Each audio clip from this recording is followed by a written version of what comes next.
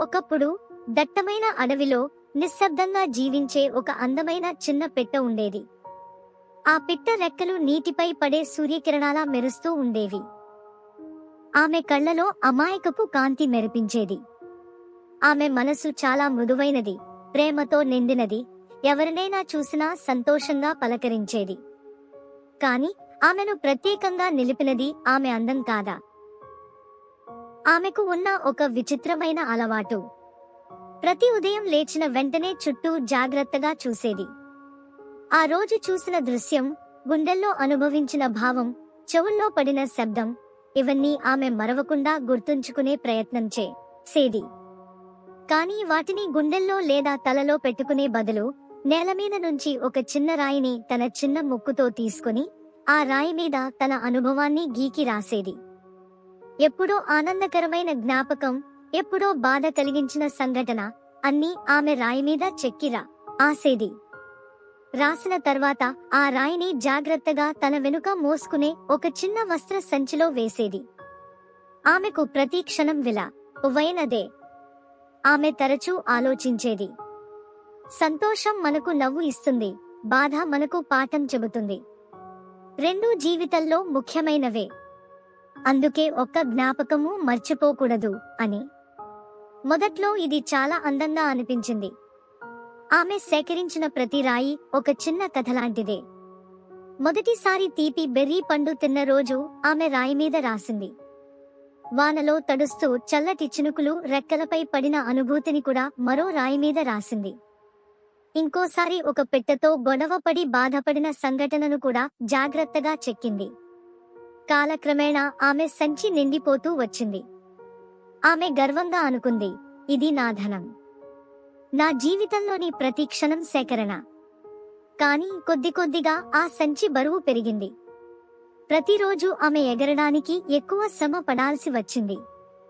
మొదట్లో ఆమెకు ఇది తెలియలేదు, ఎందుకంటే రాళ్లు సేకరించే ఆనందం ఎక్కువగా ఉండేది. కానీ రోజులు గడుస్తున్న కొద్దీ ఆమె ఎగురుతున్న వేగం తగ్గింది. ఒకప్పుడు చెట్లపై ఎగురుతూ ఆనందించిన ఆ పిట్ట ఇప్పుడు పైకి ఎగరడం కష్టంగా అనిపించింది. అయినా ఆమె అనుకుంది, ఇది నా జీవితం, నా జ్ఞాపకాలు, వీటిని నేను వదలలేను అని.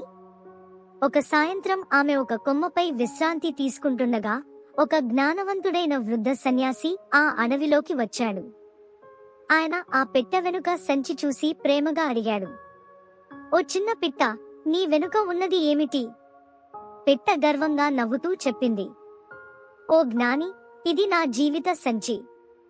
ఇందులో నా ప్రతి అనుభవం ఉంది, సంతోషం, కన్నీళ్లు, నేర్చుకున్న పాఠాలు. ఇవన్నీ నాకు ఎంతో విలువైనవి. నేను ఎక్కడికైనా వెళితే ఇవన్నీ నాతో తీసుకుపోతాను. సన్యాసి నిశ్శబ్దంగా ఆమెను చూసి మృదువుగా అన్నాడు, చిన్న స్నేహితి, గతాన్ని మనతో మోసుకుపోవడం కాదు, అది పోయింది.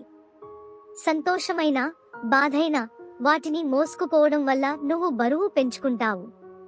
జ్ఞాపకాలు మనకు దారి చూపించాలి, బరువుగా మారకూడదు. పిట్ట తల వంచి ఆశ్చర్యంగా చిలకరించింది. పూర్తిగా అర్థం కాలేదు. ఆమె ధన్యవాదాలు చెప్పి అక్కడి నుంచి ఎగిరిపోయింది. రోజులు వారాలయ్యాయి. ఆమె సంచి మరిన్ని రాళ్లతో నిండిపోయింది. ఆ సంచి ఆమె సన్నని శరీరంపై గట్టిగా ఒత్తిడి పెంచింది. ఎప్పుడైనా ఆమె ఎగరాలనుకుంటే ఆ బరువు ఆమెను కిందికి లాగేది. బటర్ఫ్లైలను వెంబడించాలనుకున్నా ఆమె వేగంగా ఎగరలేకపోయేది.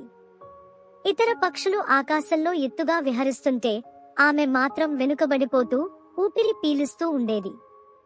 ఒక తుపానుల రాత్రి నల్ల మేఘాలు గుంపుగా చేరి గాలి గట్టిగా వీచింది. వర్షం కురిసింది. పిట్ట తన గూడు వైపు ఎగరడానికి ప్రయత్నించింది, కాని సంచి బరువు ఎక్కువగా ఉండటం వల్ల ఆమె రెక్కలు బలహీనపడ్డాయి. ఎన్నిసార్లు రెక్కలు కొట్టినా బరువు ఆమెను కిందికి లాగేసింది. చివరికి ఆమె నేలపై పడిపోయింది. సంచిలోని రాళ్లు చిందరవందరే ఆమె శరీరంపై పడ్డాయి. ఒకప్పుడు ఆమెను రక్షిస్తాయని అనుకున్న ఆ జ్ఞాపక రాళ్లు ఇప్పుడు ఆమెను నలిపేశాయి. ఆ అందమైన పిట్ట తన రాళ్ల బరువుకి బలై మరణించింది. మరుసటి రోజు ఆ సన్యాసి అదే అడవిలోకి వచ్చాడు. ఆమెను రాళ్ల కింద కదలకుండా పడి ఉండగా చూసి ఆయన హృదయం బాధపడ్డది. ఆయన నెమ్మదిగా చెప్పాడు, జ్ఞాపకాలు మోసుకోవటానికి కాదు, మనకు మార్గదర్శకంగా ఉండటానికి. గతాన్ని పట్టుకుని ఉంటే వర్తమానం కోల్పోతాం.